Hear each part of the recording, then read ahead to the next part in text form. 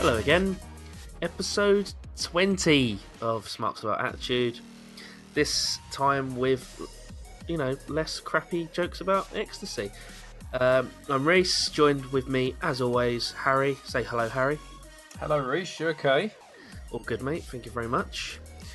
As mentioned in the previous episode, which you've obviously listened to before listening to this episode, we're going to talk about NXT Chicago.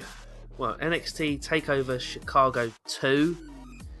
They're getting a bit long, those titles, aren't they? And Money in the Bank 2018. So, hang on, we were going to talk about this in the other episode, but obviously, themes being themes, we'll jump to the WWE theme. So, Big Cass is gone. Yeah, as of Tuesday, that's just gone. Joining his mate. I don't think they're mates, to be fair, anymore. Is he still with Carmella? No. Oh, I thought they were still together. No, they've long broke up. Oh, okay. Well, yeah, Big Cass gone. Is this a mistake on the part of Vincent J. McMahon? No, Vincent K. McMahon. Isn't he Kennedy? Vincent Kennedy McMahon, because he's named after JFK. Anyway, I digress. Is this a mistake by Vince McMahon, or is this a wise decision? Considering that all the news that's kind of coming out in regards to why he's been released, no, it was the right decision entirely. You've been quite negative on Cass as well. I know I have. Oh, I think as a hot tag with Enzo, he was watchable, but I mean, as a singles wrestler so far, he's been nothing short of crap. That's exactly the point. And as we'll get into his match later on, this didn't really exactly enthrall us. But it sounds like his release has been a combination of a load of backstage bollocks that he's mostly responsible for, if not entirely responsible for. So it sounds like the WWE have cut the losses and just thought, fuck it, it's not worth the investment time anymore. Yeah, bad attitude apparently. Bad attitude, yeah. There's Meltzer's just released a load of information in this week's Observer regarding it, which seems to be like correlating with other sources as well. So it just sounds like they've cut their losses. He sounds like he had a very bad attitude backstage, and it's not worth the time. So I'm not going to miss him. He wasn't much cop. Yeah, no, that's pretty much how I feel. Fairly certain they could quite easily replace that role as well, which we can get into shortly. They got Drew McIntyre. I know obviously he's not 7 foot tall, but if you want there's another person I think might fill the void, but we'll get to that. Oh, I can't pronounce his fucking name. Ring of Honor lad. No, what, Dijak? That's it. Sorry, I was going to say Dojic, but that's a completely different wrestler. Is it Adam Dijak he's there? No, what's the name he's wrestling in? He's Donovan Dijak, but what's he now? I can't remember. He was on very recently though. Yeah, he's Chris Dijak now. Christopher Dijak. That's what he's wrestling as at NXT. I've got a good feel. I hope he does well. He looks very impressive. One of his last matches in PWG, I think, got a 5-star rating from Meltzer. Last year's Battle of Los Angeles might have been against Keith Lee. In fact, I think it was against Keith Lee. But we'll get to Keith Lee as well. Yes, we will. I love NXT shows. 2 hours long, 5 matches. To be fair, this one was pushing towards 3. Was it really? It doesn't. I suppose. Yeah. These main events are pretty long, aren't they? It doesn't feel as intrusive as a WWE show. These are like, as you point out, they're like the old classic WWE B show pay-per-views where they'd be under 3 hours and you just, you don't feel completely exhausted after watching it for, feeling like your life's being drained from it. Well, that's definitely how I feel about main roster shows these days. Oh, yes. Right then, let's start from the beginning. Undisputed Era defending their NXT Tag Team Championships against Oney Lorcan and Danny Burch. Undisputed Era comprised of Kyle O'Reilly and Roderick Strong, who's brought in to replace the injured, what's his name? Bobby Fish, that's the one. Yeah, so Undisputed Era got the win. This match went 16 minutes, and the general consensus and my general feeling towards it is that even though it was an incredibly obvious result as to who was going to win this match, it was still very, very, very good. In fact, maybe the second best match on the card. Maybe Only Lorcan and well, especially him, but and Danny Burch or Martin Stone as we know him over here, they were really good. It was a great match. It was. The only issue I had with it was that it was the crowd were a bit topsy turvy with it in regards to who they were going to cheer Mark for. City Central, mate. Mark City Central. They had none of Birch and Lorcan, which was a shame. They were entirely behind Undisputed Era, which kind of I think took away a bit from the match because it made those two feel like they had absolutely no chance whatsoever. Right? It makes it, even though the result was dead obvious, that didn't help things either. Even though it was a very solid tag team match. Yeah, I agree. They did get a standing ovation at the end, though. They did, yeah. It was just that was a nice little spot afterwards. I thought there was going to be a breakup towards the end of it, but obviously it just faded to black afterwards. So maybe that might be a storyline later on now that Birch is full time. Yeah, well played to him. I saw him. I think I saw him do one of his last matches over here, and he was going to be. He was going to be at a show I went to, but he pulled out, and then obviously it was revealed very soon after that it was because he signed full time with WWE and NXT.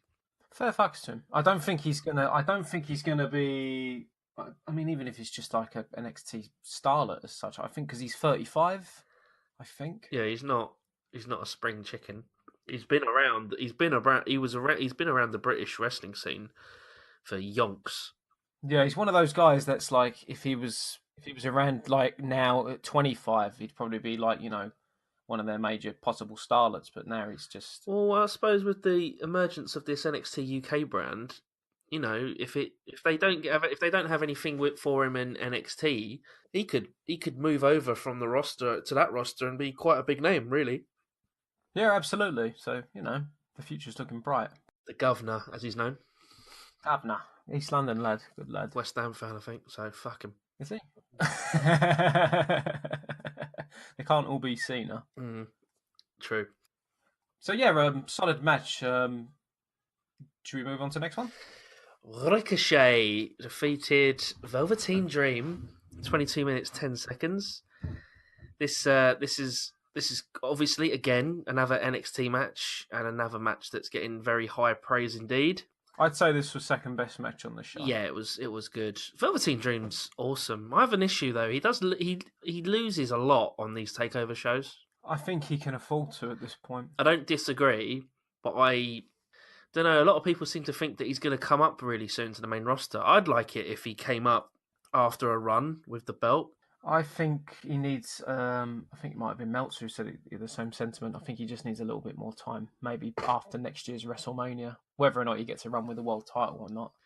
He is great though. He's fantastic. Again, he's so young. He's got all the momentum in the world going at the moment.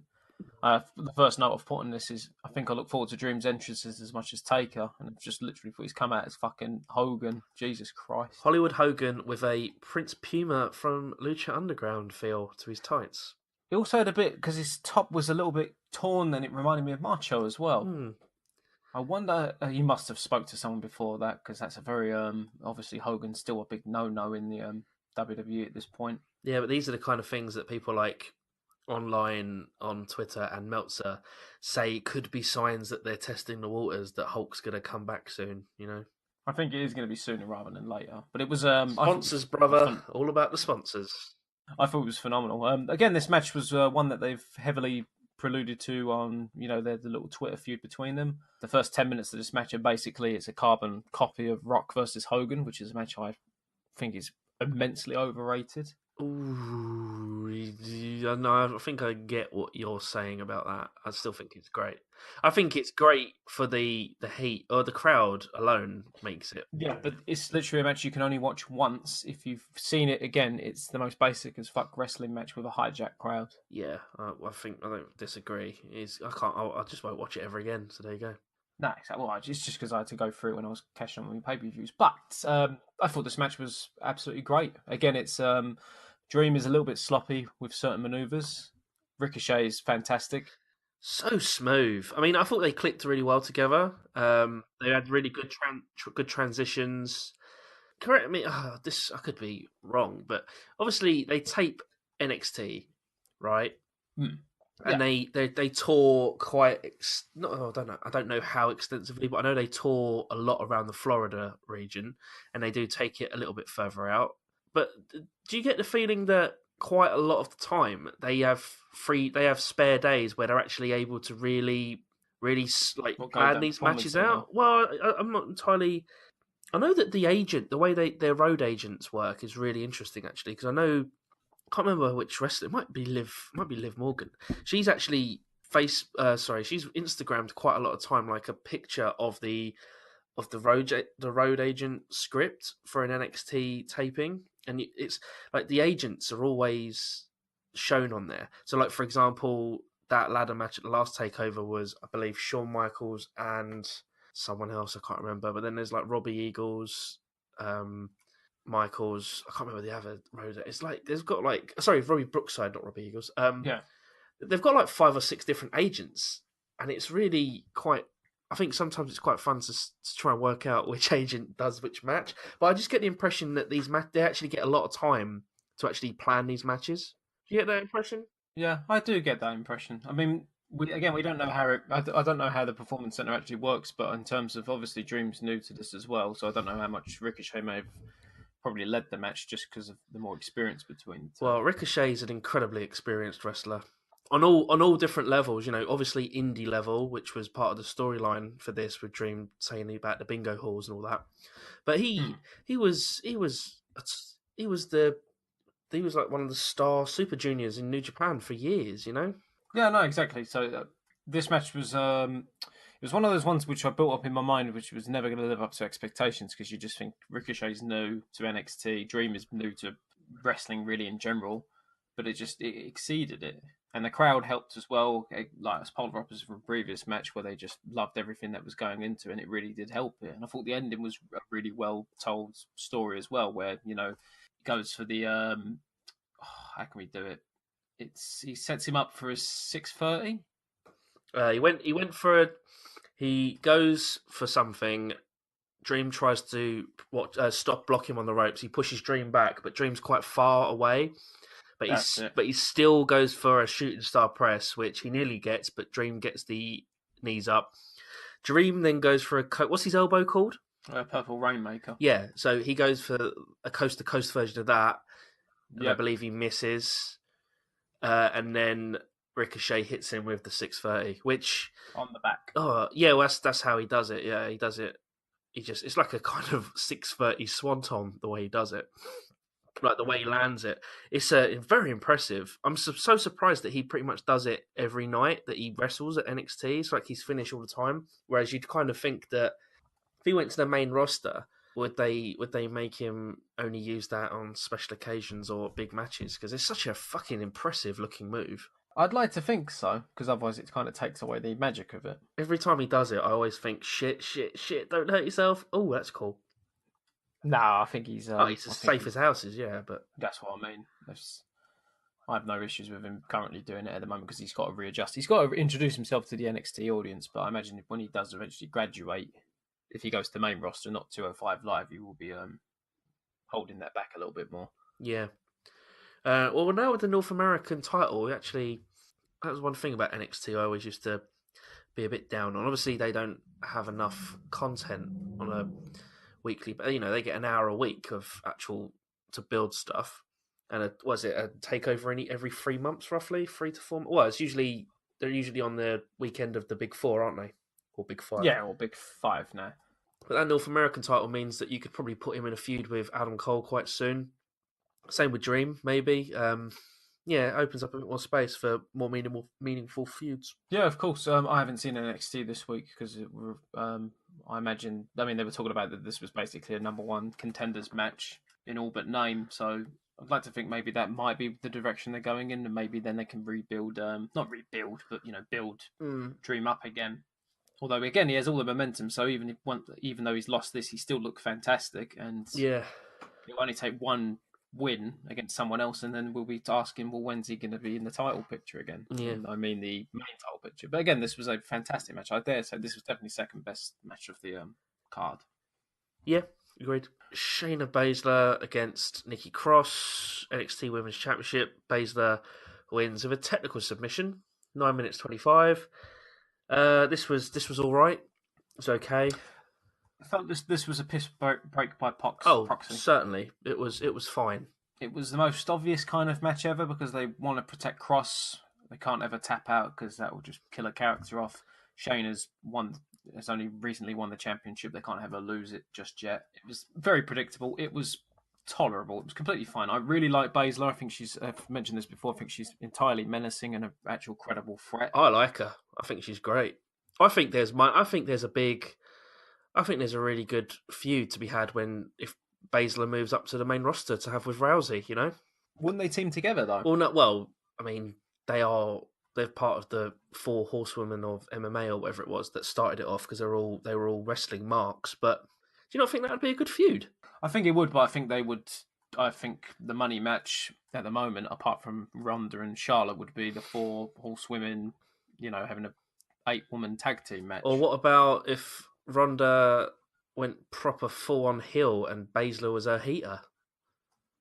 True, but that's armchair booking in the future because at the moment Ronda's got all the momentum in the world and she's not. I don't think the crowd are going to boo her at the time for the time being. No, good point. But there's not really much to talk about this match. Again, it was completely safe. It was fine. It was the most predictable finish ever. Absolutely fine. The aftermath was interesting because we get to see Keith Lee in the crowd. One of the most charismatic wrestlers I've ever had the pleasure of watching live. I can't wait for him to come. I've very much looked forward to waiting for him to join NXT. He's got everything that he's got everything going for him. Size, talent, and charisma. There's not really much else you can ask for. The only thing I could possibly think that isn't in his favour is I'm not entirely sure how old he is. I don't think he's incredibly young. I think he's 34. I think, but you might have to check that. So, but then again, Bobby Roode and stuff have proven it. I mean, well, no, NXT. He's going to be an absolute megastar in NXT. He's going to put on incredible. I've seen him put on some fucking incredible matches. I've seen him against Ishii twice in the last 8 or 9 months, whatever it is. And it was the one he had a match with Ishii last year at Global Wars at Rev Pro, which was kind of spoken about in terms of match of the year candidate. Like Meltzer and Alvarez used to go on about it, about how good it was. They had a rematch recently, which was his last match in Rev Pro, and we kind of all clapped him away. Thank you, Keith Lee, all that stuff. You marks. Well, huge marks. It's like the worst kept secret in indie wrestling recently, and even when he was sitting there smiling at the camera, he had like more charisma. And don't get me wrong, the NXT roster has got a lot of charisma. Some of them are just it's pouring out of some people. But even when he was just sitting there smiling at the camera, it was just like, fuck, this guy is gonna be. Unless special. if they don't fuck about of booking him the way he could be, just a monster, an athletic monster. He's got a great moveset. He's got great facials, a good seller, powerhouse. That's exactly my point. He's got everything you need. The only thing I would be a bit iffy about, but Joe's proven it, it's just his body type, and obviously with Vince being Well, he's not fat. He's like basically he's just thick muscle. He's big and imposing. There's nothing wrong with that. And he's huge. I'm very much looking forward to him. I have all the confidence with the way NXT will book him. So it's going to be great. I did meet him at that last Rev Pro show, just shook his hand and like, oh, congrats. And he went, don't know what you're talking about. And I was like, okay. So, yeah. He said it with a smile, obviously. But yeah, lovely guy. And I'm really glad. Really, really happy for the wrestling viewing public and him for that. Singles match for the NXT Championship. Aleister Black, the champion, defending against Lars Sullivan. Black got the win, 40 minutes, 7 seconds. Thought this was okay. Thought it was okay. It was decent. Again, similar to Baszler and Cross, it was the most predictable finish ever. Obviously, they were going to have. I don't think they were going to take the belt off Black anytime soon. They had to keep Sullivan looking monstrous. Some people were surprised that it didn't extend another match or two, maybe like a blow off on NXT TV, and it was so clean. This is one of those matches that was like kind of good, but will be remembered for that really cringy, botched black mass. Yeah, and I'm not saying it's bad. Story. Yeah, I know it told a story, sure, but obviously he misses the kick by about 6 inches, but slaps the fight. So Sullivan, just using his instincts, goes down. Yeah, I know. Well, Yeah, it happens, those kind of things. But yeah. yeah, Well, I was gonna say Tommy End. They've done that twice. For fuck's sake, Black can't. He has to hold back his kicks, obviously, because if he actually does connect that, he'll probably just fucking. he's like a bona fide, like, black belt kickboxer, or whatever, right? Yeah, he's a legit He's Dutch. kickboxer, They and obviously, love kickboxing in Holland. yeah. I thought this match was a complete story. The story was obviously Black will strike, and Sullivan is just a big monster who can counter everything because of his size. It was completely serviceable. I liked the fact that he got a bit of blood at the end, which was cool. Mm. I had no complaints about it. I'm interested to see what they're going to do with Sullivan. I think Well, that's what I was alluding to earlier. Why not put him on, stick him on SmackDown? They need a big guy. Put on a big guy who might actually be quite entertaining. Not saying he should feud with Bryan, but I'm saying that there's a spot there.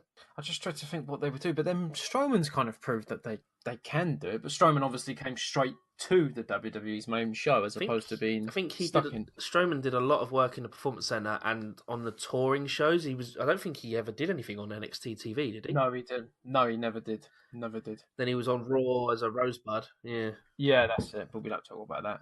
Yeah, no, this was a completely fine, serviceable match. Absolutely no complaints about it whatsoever. Indeed. And then we get to the main event. Another match in this blood feud between Tommaso Ciampa and Johnny Gargano. They had a Chicago street fight, and Tommaso Ciampa gets the victory in 35 minutes 29 seconds, which I actually thought would happen, and I'm glad happened. Yeah, it's dead obvious that this was going to be they're going to aim towards a rubber match. I think that's still going to be a while though. I think the rubber match won't happen for ages, and I've got a feeling as to what's going to happen in between. If it's what I think, me and you might be on the same page about this. Is it a case of you think Ciampa's going to get the title? I think he is. He's already tweeted Aleister Black saying, "I'm coming for you." I think that would probably be the safest bet. Yeah, I think if the end goal here is that Gargano gets the title and it's a long drawn out story, and I think if he was to get it from Ciampa, that would probably be the best way to end that story.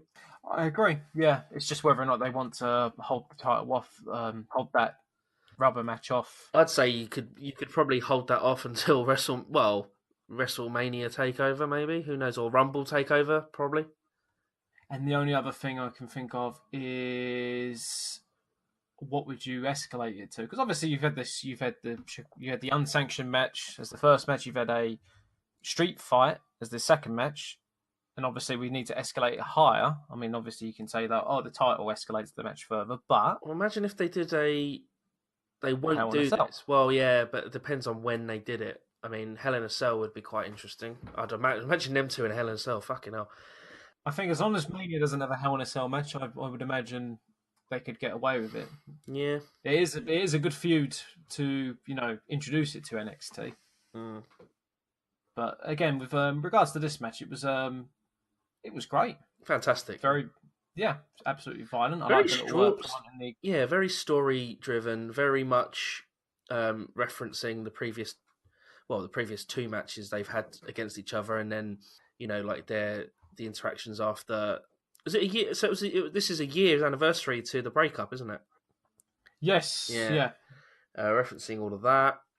I thought it was great. I'm glad he got the win because I just thought that if they let Gargano beat him 2 in a row like that, it might just be a bit anticlimactic. Whereas let him get the win, let it be as brutal enough that you could probably leave Gargano off of NXT TV for the next taping or two, and let Ciampa go and have a pretty good heel run.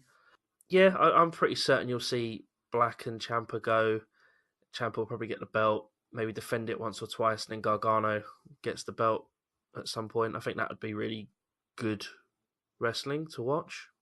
Yeah, and again with NXT, they tend to go with the more logical conclusions towards it. So yeah, it's a bit more basic, isn't it? But in such a great way. But very much enjoyed this match. Maybe not as much as the previous one. Yeah, I don't. This had more spots, obviously. Yeah, The other one had obviously brutal. It had a really great violent element to it, but it was very emotionally driven. This was the same, but it still had the Celtic cross off the top of the thing through the tables and the exposed boards. Yeah, and just like the way they waffle each other with the crutches and stuff like that. yeah, and then there's obviously the bit towards the end at the entrance ramp, Yep. which I thought was very well done Yeah. with the ring and stuff. I thought that was very, very well done. Is this feud of the year so far? Yeah, I'd say so. Yeah, across in WWE. Or is that AJ Nakamura? Lol. No, no, this one. I thought you were being serious then. I had to work that. I was like, no, this is much better than that. To be fair, AJ Nakamura has had its moments. Yeah, they had the dick kick and then the Well, dick kick. heel Nakamura. I've been very entertained by heel Nakamura, but Yeah, no, but we'll get into that. But regardless, yeah, no, this match was excellent. This was definitely the best match of this card and obviously of the whole weekend. yep, Very much looking forward to where they're going with this one, and fingers crossed it leads to where we want it to go. And if indeed. not, I'd like to be surprised. But yeah, no, TakeOver was a very solid show. As everyone jokes, it basically made Money in the Bank completely fucked. Every time they do this is the case. This is always the case, and they haven't. I mean, I don't know if they'll ever change the way the main roster works in that way. So yeah, there you go. Not until Vince stops having final say. Yeah, okay, there you go. TakeOver Chicago 2 in the books. So Very now cool. we go on to the main show. the main event of the weekend, if you will. Money in the Bank. It is a big show. It is a big show, but can I ask you a question? You might not agree with me, but I'm done with these man. I'm done with the briefcase, the Money in the Bank gimmick. I'm so bored of it now. Nah.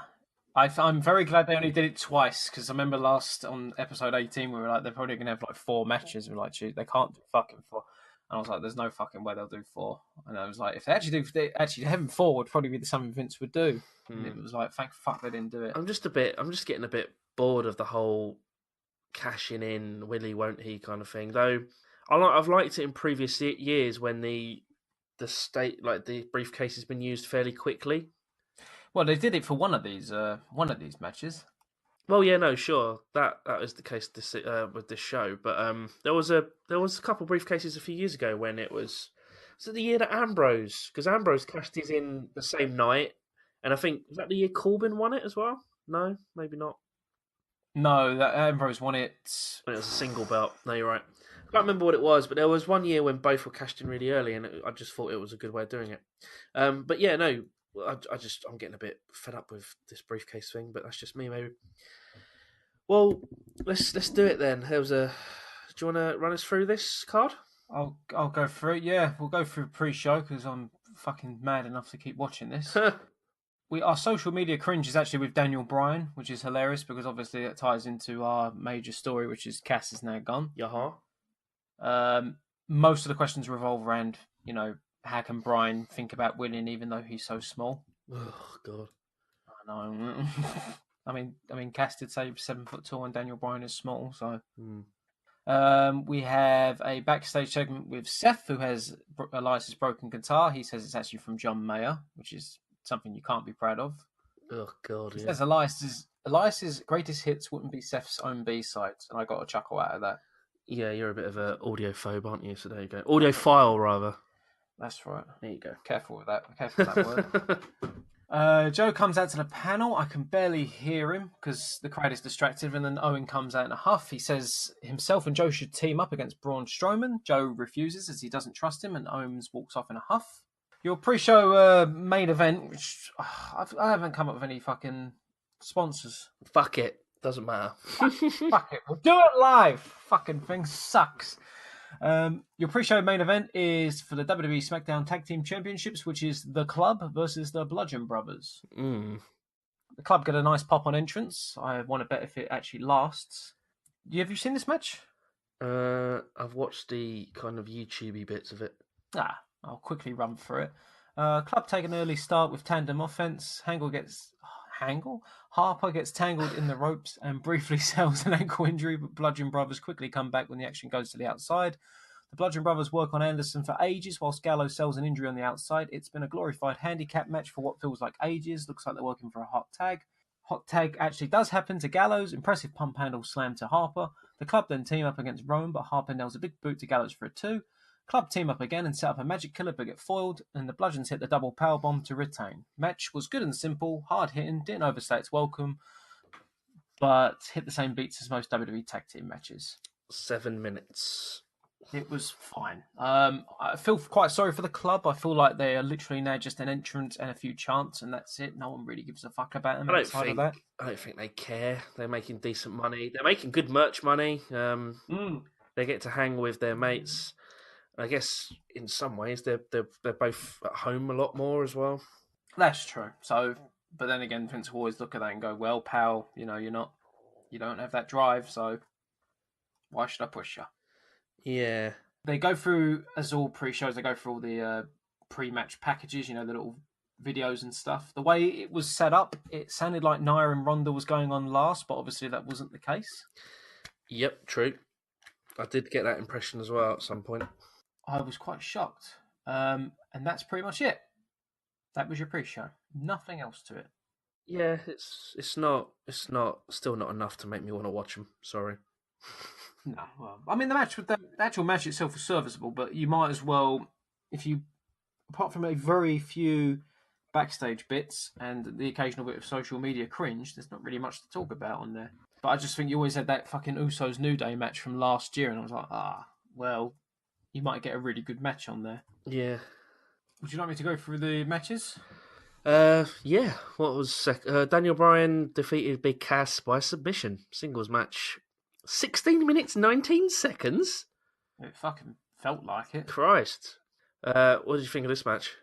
Actually, to be fair, I thought the match was good, and the crowd made it miles better because they absolutely despised Cass, which was nice to actually have that heel-face dynamic in these matches, as opposed to them sometimes being sarcastic. Yeah, sometimes when you actually get to watch a match with a hot crowd that plays along with what WWE want, like you're the boo the heel, cheer the face. It does make it quite entertaining. Yeah, and in this case, I mean, it's sad because we've come down to it's the era where because heels are such good wrestlers, they will always have fucking fans anyway. Yeah. But in Cass's case, because he's so fucking useless, no one liked him. Yeah. So they just fucking boo him. And obviously Daniel was the Messiah, so everyone absolutely adores him. And I don't know about yourself, but was you concerned that because Daniel, I think, won the first match, that obviously might job him out? Well, yeah. he got jobbed. No, I thought that he would. I did think he'd win. That's fine then. I thought maybe there might be a chance that Cass would win, and then they'd set up some fucking rubber match at SummerSlam to keep again Daniel busy until then. Well, I still think that the long game for Bryan is to be the champion. I think that is of course it is going to happen. I think anyone who moans about that maybe not happening is just being a bit short-sighted. Yeah, he's on SmackDown. He's away from Vince's main prying eye on Raw. You just got to think of the amount of really good matches there are for him on SmackDown. One thing that I think could keep him busy for a few months, actually, is him and Joe. And you know they can go. You know that they've got great chemistry. You know that they could put on a really brutal submission clinic.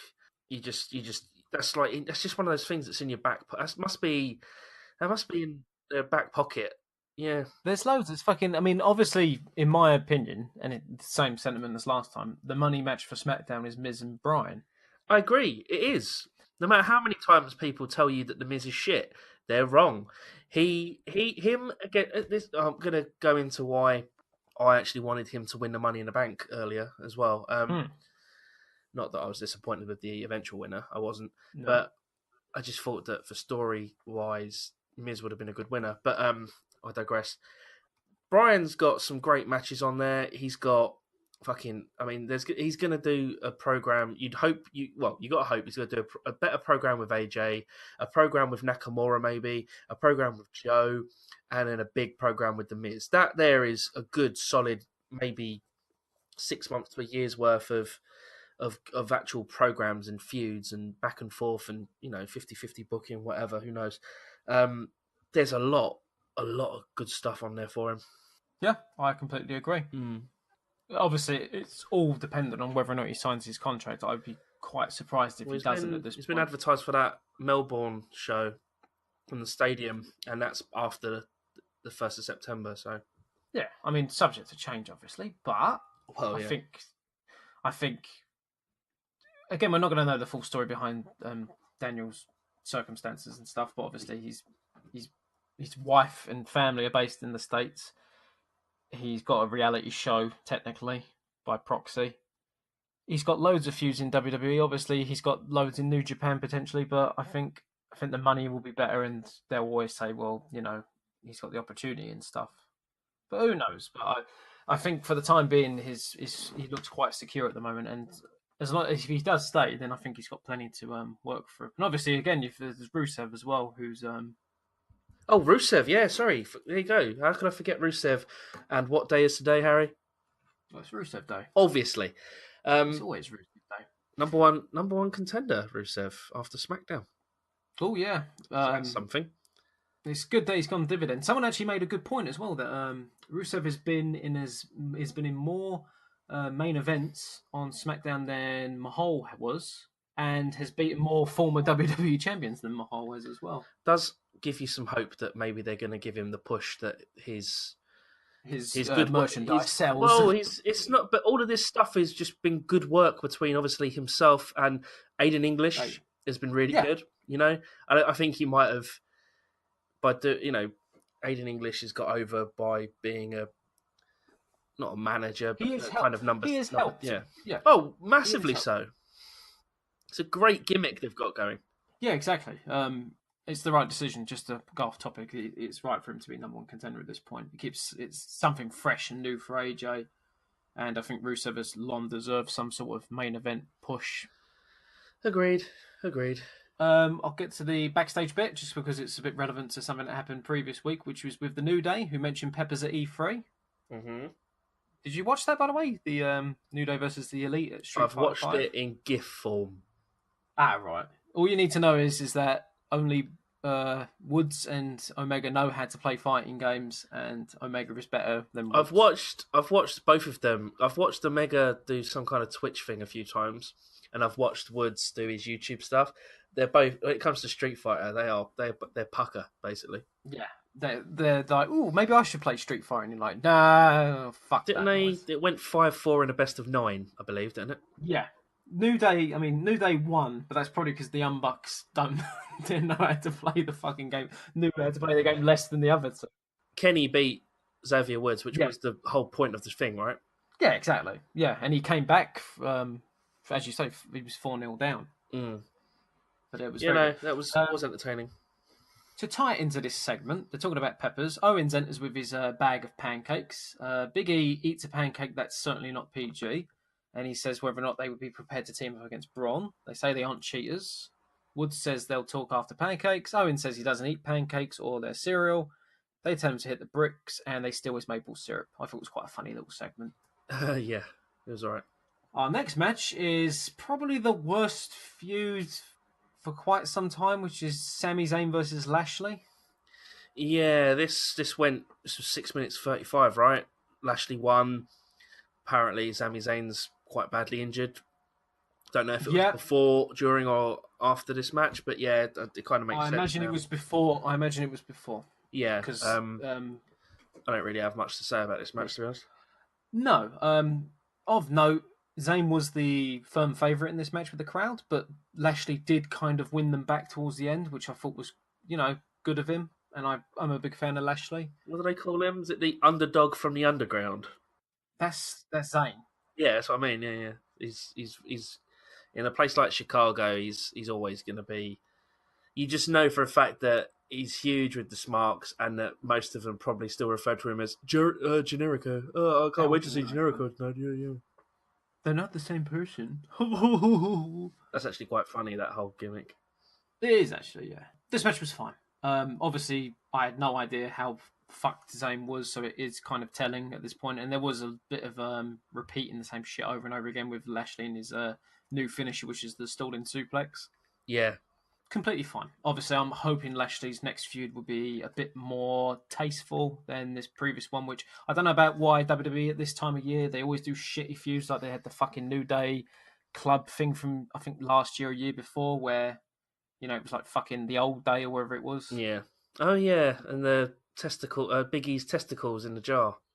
That's it. Terrible, fucking terrible feud.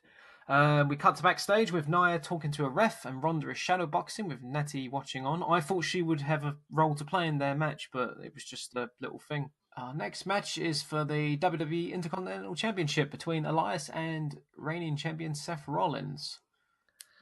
We get an Elias kick to start with. What did you think of it? Of the match or the gig? The gig first. Oh, I'm a big fan of Elias, as we've discussed on here before. I got a big kick out of the bit when he called them scumbags, and then they actually, we are scumbags, or something like that, which I thought that was really good. Vince is probably like, yes, you are scumbags. I think they'll put something on him, like the IC or something like that eventually. I think it's going to be a case of he will turn face, but his character won't change at all. He'll do exactly the same shit. He'll just sing about his opponents, and they happen to be heels. He's so fucking over. The match itself. What did you think of the match then? I thought it was alright. I thought it was pretty good. Considering what happened on Raw, I'm disappointed at the outcome. Yeah, that was. This match was okay, but it was like the definition of crescendo booking. I thought the ending was fantastic, but the rest of it was kind of safe, and it was all about Seth having to sell the knee the entire time, but still persevering throughout it. From this, I thought Elias would be still contending for the championship, but then we go to Raw and Zigglypuff wins his fucking untold Intercontinental title. I don't even know how many times he's won it. A lot, and a lot of them have been incredibly meaningless. Yeah, well, maybe this time it'll be better, but regardless, this match was okay. Yeah, it did a job, I guess. But yeah, I'm disappointed. I'd love to have put the belt on Elias, or maybe if they just if the rematch was Elias winning it on Raw, I don't know. It would at least keep a feud going. But it did make me think that does this mean that Seth's gonna be more main event? I certainly hope so. I hope so. As I said before, if the WWE wanted their version of Okada, then they should just book him like Okada because he could very well be that. How soon is it that Ambrose is due back? I don't know. His injury is much worse than they thought it was, and he's been out for fucking ever. When did he go? After Survivor Series? I think so. Because if it's soon, then that could be. I mean, a lot of people have noted about his appearance recently, and he's very clean. Deceived. He's very clean. He's got a very neat haircut, and he's clean shaven, and he looks very good and groomed. And a lot of people seem to think that that's an indication that he's going to come back as a heel, which is obviously a squared circle Reddit fantasy booking theory bollocks, that very rarely comes true. But imagine if he did show up and his first thing to do was to immediately turn heel on Seth. That'd be a good feud to keep them both busy, and also the winner of that feud would be quite good. Would be in a good position to challenge for the Universal title. But why would Ambrose turn heel the moment he comes back? Seth had nothing to do with his injury, and when he left, the Shield was still a thing. Easy pickings, isn't it? Easy storyline. But that don't make sense. Which means it's going to happen. That's just a thing. Yeah. What was next? Next match is the Money in the Bank ladder match for a women's championship opportunity. Oh yes, I quite enjoyed this. Yeah, this is Sasha Banks, Becky Lynch, Ember Moon, Lana, Natalia, Naomi, your favourite, Alexa Bliss, and Charlotte Flair. Is 8 people in these matches too much? No, I think it's fine. This I thought. I mean, the start of this match was basically everyone gets a showcase. Yeah, which I thought there's no problem with it whatsoever. I thought out of the 2 ladder matches, this was the better booked. Oh which yeah, obviously they fucking rehearsed this to death, and it paid dividends. It was a really well crafted story. I believe similar to the Rumble, women got pulled off of house show duty Yes, it prior. did. Yeah, So yeah, they all probably went to Florida, and this was all booked. And this was right meticulously decision planned. again. Yeah, well, I thought it was great. Compare it to the previous two women's Money in the Bank matches, and you're laughing. Yeah, Jesus. I mean, if this was the first one, I think we'd be talking more about the women's revolution. But Mm. we'll get to that because there's a tie into that. Was you shocked as to who won? No, this was this. I'd read someone's very convincing theory as to why Alexa Bliss was definitely winning this match, and it kind of came true. I just thought they picked Bliss because she was the safest bet. Yeah, I think so too. I think they just really like her. I mean, obviously we've discussed this before. Becky, I'd put a rocket on Becky and fly her to the moon. I think to But be yeah, fair, she did have a good showing in this, but I reckon they look at her as a safe pair of hands, but not in the title scene currently. yeah, I true. mean, that might She, change for Wino, but she did beat Charlotte clean on SmackDown recently. yeah, of course. But that's just to that's just to break down Charlotte enough to rebuild her and make her more credible when she inevitably has a match with Ronda. And Charlotte is actually going to be gone for a little while as she has that surgery for her. Was it a ruptured breast implant? Ruptured breast implant. Mm. Yeah, that was. I'm shocked that's not happened yet. Oh, well, see, the conversation always goes back to tits. Can't. Women's revolution. Yeah, tits. No, Tits revolution. ruptured tits. Yeah, no, this was a good match, meticulously planned. What was it? So Bliss Even won. Lana was good. Not to absolutely No, rinse the but piss out of her, but it's you're completely right. Lana was very she's good. not a wrestler. She's not. Well, she is a wrestler, but she's the least experienced out of every single person in this match. Huge But improvements shown. Maybe there you go. It's just a case of you need to meticulously plan her matches out like Macho Man or DDP style, and she's a world beater. There you go. we cut backstage with Kurt and Page. You both big up their rosters. Do you like Constable Baron? I actually think it's a good kind of role for him. I mean, if you kind of think of Corporate Kane, and if you was to think of a younger wrestler to fill that position, I kind of think Corbin makes sense. Maybe Constable Corbin or whatever is a bit silly. And there was a thing on Raw when he actually wrestled in fucking slacks and shirt, which I thought was ridiculous. I think the shaved head look is going to do wonders for him. I think it makes him. It's infinitely better than his. It was infinitely better than his Yeah, previous one. I like him, and apparently Vince likes him too. Barring him talking down respected doctors about concussions in front of all the boys. Yeah, exactly. It cost him his world championship. Page pronounces Constable like Constable with a filthy accent. Page takes the piss and says whether he's bitter that he failed last year, and he sulks off. I thought it was quite funny. Mm-hmm. Our following match is complete carnage. It's Jinder Mahal versus Roman Reigns. I've put the formula to this is Roman plus Chicago plus piss break spot equals carnage. A 16-minute piss break spot. Well, that gives everyone plenty of time. Can we go through chants? Have you got the list? CM Punk, boring. NXT, this is awful. Rusev Day, Johnny Wrestling, arsehole. Let's go Cena, Cena sucks. Ollie Ollie Ollie, the Elite, Let's Go Beach Ball, a Mexican Wave, you suck at security, Vince McMahon sucks, Velveteen, end this match, People Power, Enzo, and then boos when Reigns wins. Ooh, the Enzo chant might be the most damning of all, really, all considering. Yeah. Yeah, Christ. I mean, this was a. I mean, this is. Don't get me wrong. I don't mind Jinder. I mean, we've given him some shit, but he had his chance and it didn't happen. Whatever. And I love Roman. I think we're both in agreement that Roman's great. Doesn't deserve the way he's been booked, which has obviously led to the way he gets treated by fans, especially in places like Chicago. This match shouldn't have been on the card, as far as I'm concerned. This match is a Raw main event and has been on Raw. there's no. This is 16 minutes of a card of a long card that is not necessary. I don't really, I don't understand the constant pushing of Reigns down our throats. Don't get me wrong, I do understand it, but I don't understand how it hasn't stopped.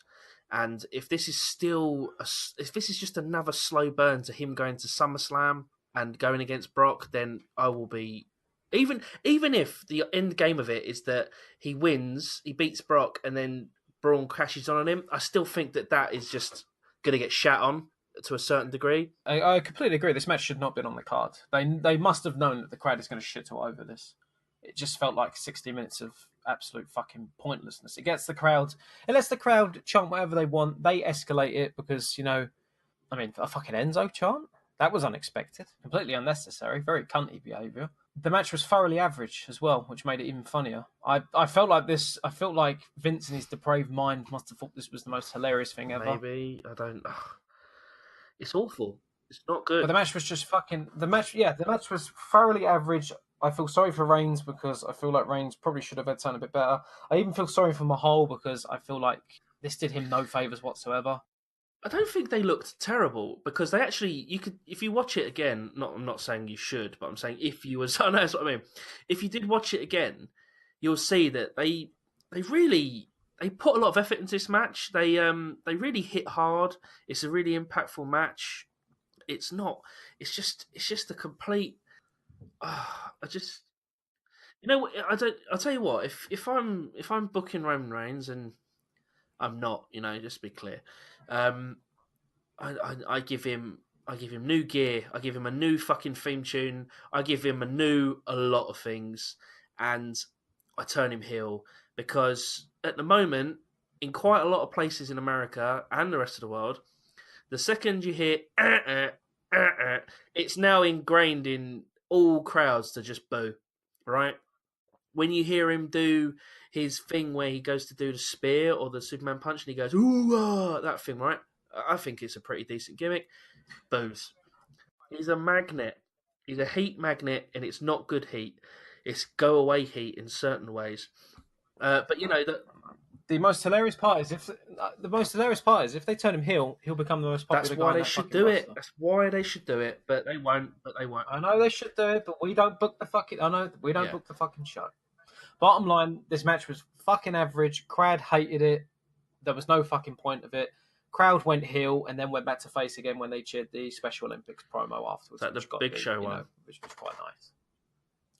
No, it was I want to say it was a special athlete. I wasn't really paying attention until they came back to her. She was in the crowd and they cheered her, and they even had I think her name was Okay, yeah, Katie. got you. I'm sorry if I got that completely fucking wrong. I thought it was nice though. We cut to our next match, which is we have a pay-per-view recap in the middle of the show as well. Well, we don't for some need fucking to reason. go through that. No, we don't have to go for that. Our next match is the SmackDown Women's Championship between Asuka and Carmella's Carmella. awful. No. Maybe character work, but wrestling work, no chance. Yeah. Again, I thought she was quite solid in NXT, but I'm getting proven. I'm time and time again, much like the Young Bucks. It's the complete polar opposite of what I thought. So, first note of point here is Tom says he spoke to Asuka. Does that mean Tom speaks Japanese, or has Asuka's English got significantly If better? you'd watched the up down thing, like we mentioned earlier with Xavier Woods, his YouTube channel, they did one recently with Nakamura and Asuka, and her English isn't. I mean, Nakamura was translating a lot for her. Yeah, so that line was fucking stupid. This match, I thought it was good. It was the most predictable ending imaginable, considering if you read any of the dirt sheets, they'd already spoiled who was the big surprise coming back. I just don't. She just doesn't. It just doesn't interest me at all. Having Carmella as this chicken shit heel that's gonna do it, and I think Ellsworth is a good way of. I think Ellsworth was a good idea actually to make it to make it a bit better on the. I think it makes more sense story wise and wrestler wise, or wrestling ability wise. I love James Ellsworth. I think he's one of the best wrestling success stories in recent times. Just don't. Not a big fan of this whole Carmella thing. I just not. I don't think she's very good at wrestling. I just think this is just a stereotypical WWE storyline where the chicken shit hill is champion. Everyone, there's the money to be made in the chase. I think she's a decent wrestler. I think I'm definitely in the minority with that. Asuka's done, isn't she? For the time being, yeah, they have to rebuild her Can't now. fucking for the life of me see what they will ever plan to do with her, really. But we'll see. Again, it's strange enough to see her on the main roster anyway, but who knows? For all we know, in a year's time, she might be rebuilt back as a full blown heel, and we'll be salivating all over it. But this match was just basically it was just to continue the ongoing storyline, which is Carmella is still chicken shit champion, and now she has a little wrinkle in it with now James Ellsworth making his grand return, which was quite funny, but it was the most literally one of the most predictable fucking things in the universe, and the crowd knew who it was as all the geisha shit It'd be was pretty funny happening. if if she turned heel and came on TV in her Japanese Nazi gimmick she had. Anyway, our next match is a last man standing match for the WWE Championship between Shinsuke Nakamura and AJ Styles. This match, This is the end of the feud. yes, definitely. Well, it is now as of SmackDown. Yeah, they Styles gets definitely the win. confirmed it. I thought this match was very slow to start. As soon as they got to the commentators' tables, though, it went up about 5 gears, and it got much better. Yes, I agree. And like a lot of their previous matches, I feel like they've got gradually better and better, and this was definitely the best one of all fucking 4 or 5 in WWE. Maybe, yeah. In WWE, I purposely didn't name Wrestle Kingdom. Possibly. No, I didn't think this was a terrible match. I'm kind of glad it's given some closure to this feud. I think it's a sign that WWE aren't going to do really anything with Nakamura now. I think that's the case. Yeah, I agree as well. Yeah, some people have started floating the idea that he'll be back in New Japan in the next year or two, but I don't think that's the case. No, I think he's happy where he is at the moment, and he's happy with his placement on the card. I think he can live Yeah, without being champion. you're right there. Yeah, this was a good match. You're right though. When it went to the outside, it got good, and the last 5 minutes was very good. I did think that the spot when it ended with the Kinsak gone. I can never fucking say it. When he did that to him Kinshasa. by running on the tables, I thought that could have been the end. I thought that could have been the finish. Yeah, it was good. Was it the Styles Clash off the chair off the stairs that won it for him? No, AJ hits a phenomenal forearm from the inside of the ring to the on through the table, and AJ's the one who gets up first. It was a good spot. It showed that AJ was prepared to sacrifice himself to win the title, and obviously he had a little bit more in the tank left to stand up. So I was very happy with that. I thought it was very well done. I thought going back to the clash from the steps, I thought that was very well done as well. He did escalate it. I mean, as pathetic as it is, I'm trying to think of film trilogies which get gradually better, and the only one I can think of is fucking Toy Story. But this was like the Toy Story of fucking wrestling matches, where they get gradually better and Yeah. better as they go on. No, it was all right. It did the job. I'm looking forward to more what Styles and Rusev I think will that's do. probably just going to be a one pay-per-view feud. But yeah, I'm looking forward to that match. It's new, it's fresh, right? Yeah. Exactly, and it gives Rusev a chance. I mean, obviously, we looked at this originally as like the dream match, and it's literally Shinsuke's big opportunity. I know we had Mahal previously, but this was like, the fucking Wrestle Kingdom rematch.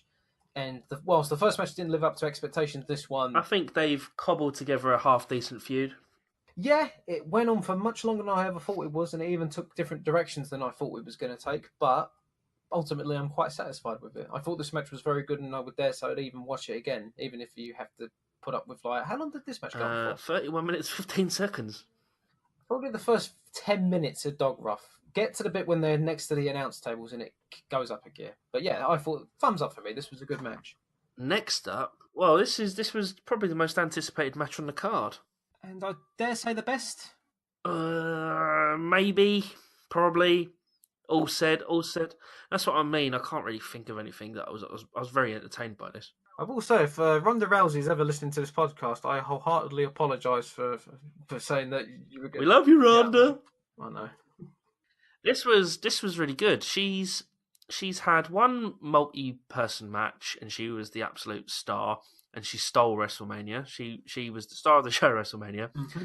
She's now had a singles match, and she was really good. She sold. What do you think of Brian Alvarez moaning that she sold too much?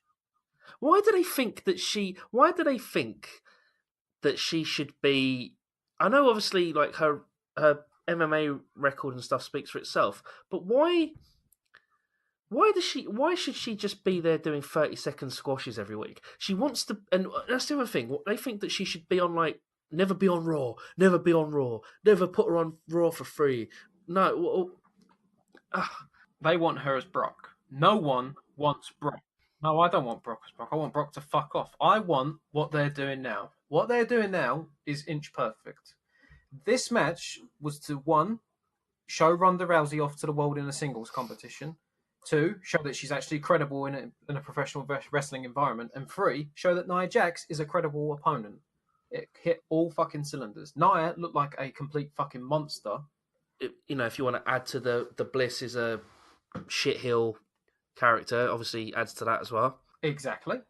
And Ronda's selling was fantastic. I don't understand how the fuck they can interpret it. This is Ronda's first singles match. Also, she's a face. She's a face. If she steamrolled through Nia, everyone would go, well, It also fuck Nia as well. Let's get the booze out. Because, I mean, not being funny, I'm not saying they try to do this in any way, but there is now a thing where it's like, oh, if Nia and Rousey had a match again in 6 months' time, you could go back to the fact that you didn't beat me, Ronda. We've still got unfinished business. Exactly that.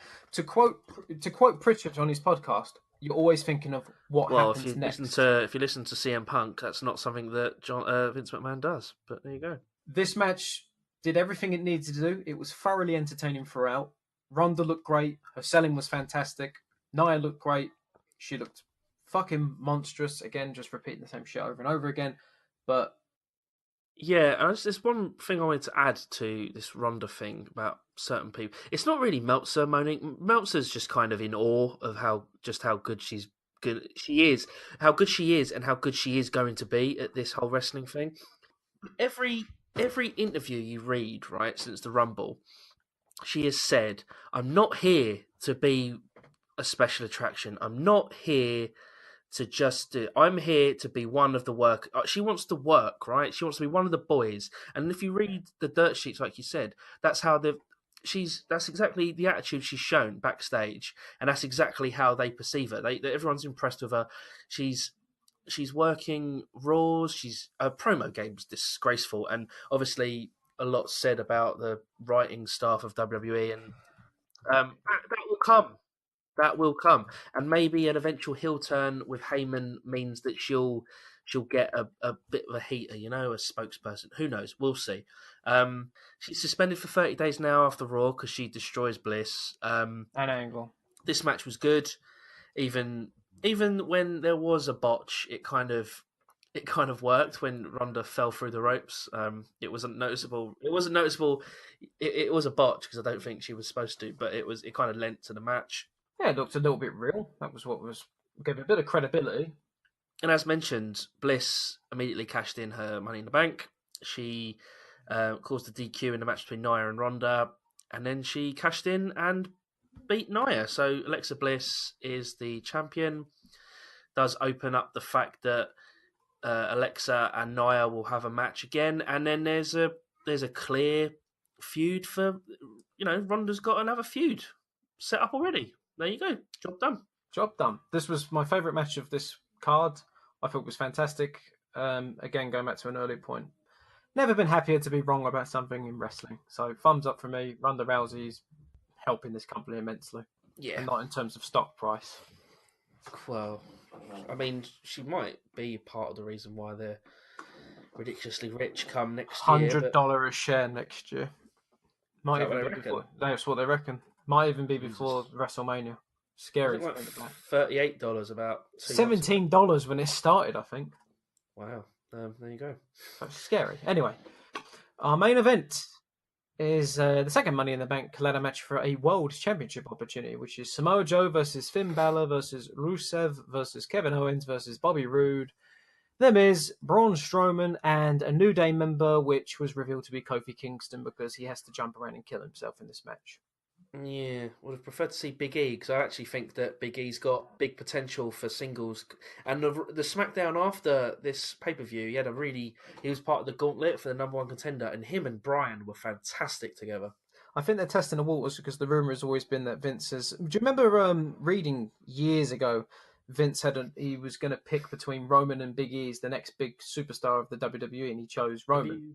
Did you ever watch Big E's NXT run when he was the No, undefeated even though he champion? was, It's yeah, really good. he was this big champion, which made it all the more funny when he came up as like the silent bodyguard for Ziggler, and then he's now like he's literally one of the funniest guys on the fucking roster in New Day.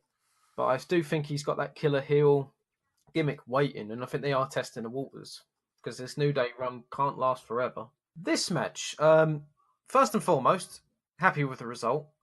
Almost certain it's going to lead to Braun Strowman being Universal Champion. I think that's now a dead cert. Let's hope so. Yeah. They'd be insane not to. Samoa Joe, fucking phenomenal in this match. Samoa Joe. He was fantastic. He was here, there, and fucking everywhere. He was so quick. He was in multitude of spots. His action, like his moves, were great. I think Bobby Roode was probably the weakest one out of everyone in this match. He literally had the least amount of everyone. I mean, even Braun, who took a fucking an extended break when he was buried underneath all the ladders. I remember more about his stuff than I did with Roode. Yeah, I agree. Kevin Owens' spot on the ladder, which is absolutely fucking terrifying. Apparently, he did actually hurt himself a He fair had bit. tape all over him on Raw, and I don't know if that's just them selling it or the fact that no offense, yes, he went through tables, but he went straight through. Considering the momentum that went through that table, shocking how fucking bad it was. This match was good, but I didn't think it was as good as the ladies' match. No, I agree. Actually, I actually thought it was really tame compared to previous years' editions of this match. Minus the as we mentioned before, the Owens spot, yeah. But that's the only one. I know it's a fairly large spot, but it's a bit isolated, really. You know. Yeah, I mean, it was literally it happened. I want to say it happened like in the middle of the match, and Owens didn't come back. He As was literally someone mentioned on another podcast, that spot was huge, right? And it'll be forgotten about in the coming months. Yeah, It just will, you know. We see that I'm not saying we see that spot a lot, but you know, it's just the way wrestling is at the moment with insane spots. It's just not gonna be remembered in the same way. I'm sure we'll remember it when Owens has to take 9 months off because he's injured his fucking shoulder and he needs surgery on it. Well, maybe, yeah. Yeah, no, this match was good. I alluded to it earlier, but I really was cheering on. I was really cheering on the Miz because I thought that the whole Brian Miz angle could have a really good element if say for example Brian got into a title match at some point over the next 6 months and the Miz was always there and the Miz basically says to him, "I'll make sure you're never champion because of the way you treated me when you was in charge." And then Brian might win the title and then get cashed in on immediately. Very, in a mirror image of SummerSlam 2013, was it, with Triple H and Orton, that kind of thing. I just thought that might have added a really tasty element, and then obviously it would lead to a possible either Chamber or Rumble win for Brian, and that would then lead to I'd like to think the way that the crowd treat Brian and the way Miz can get heat, a really big mega match at Mania. I still think that's the end goal. Obviously, they're going a different route, but that's what I kind of armchair booked when I started watching this match. Yeah, no, I agree. That's what I booked in 2K18. I literally had Yeah. Miz win Money in the Bank. He cashes in at the Royal Rumble, and Brian coincidentally wins the Royal Rumble, and then they head towards Mania. It made the most sense, and I think that's still sort of a route they can take. But Braun was obviously, much like yourself, I thought Miz was the shoe-in, but I'm very happy that Braun won, and I think for all intents and purposes, surely, again, going back to an earlier point, Braun is definitely dethroning Brock, or if what Meltzer said, where Roman still beats Brock, but then Braun cashes in, which I think would be a bit of a bad decision because it looks like Braun would be a sneaky heel, which doesn't suit his character. I think Braun would be the type of guy to announce like he's announcing he wants to cash in at Brock at SummerSlam. This is his advance warning, be there, and that would be cool enough. Yeah. And this I agree, and that's Money in the Bank. Yeah, it was a pretty solid show. Other than the middle was a bit rubbish, but other than that, it was actually much better than I thought it would be. Yeah, this is the best main roster show of the year, I think. Yeah, Jesus, yeah. I mean, compared to Backlash, fucking, I'm having like PSD flashbacks. Yeah, I think you're right. Yeah, no, this was a good card. This was, oh no, sorry, I don't think it was a good card, but I think it delivered in some good matches, had some stinkers, but it was saved. I think it was a really good card overall. Yeah, thumbs up from me. They had a good WWE had a really good weekend. Yeah, they did. Obviously, these even as good as Takeover was, Dominion was slightly better in on the overall picture, in my opinion. But Money in the Bank was better than it had any right to be, and I don't feel as negative towards future WWE programs as I did, say, from WrestleMania. A Yeah, little bit more optimistic as to the direction they're going, and hopefully, again, with the Universal title picture, which is the main thing at the moment, there is hopefully some sort of light at the end of the tunnel. yeah, I agree. Yeah, cool. Thumbs up. Good stuff, WWE. So yeah, episode 20 is done. Thank you for listening. SoundCloud.com/smartswithoutattitude, smartswithoutattitude@gmail.com. I'll give that a whirl, see what's happened. And SWA_ podcast on Twitter. We're on iTunes. You probably got this episode from iTunes, maybe. Who knows? Yeah, and we're done. Thank you for listening. Say goodbye, Harry. Goodbye, Reese, and goodbye, everybody. Thank you for listening again. Yeah, it's goodbye from us. Toodaloo. See you soon. See you later.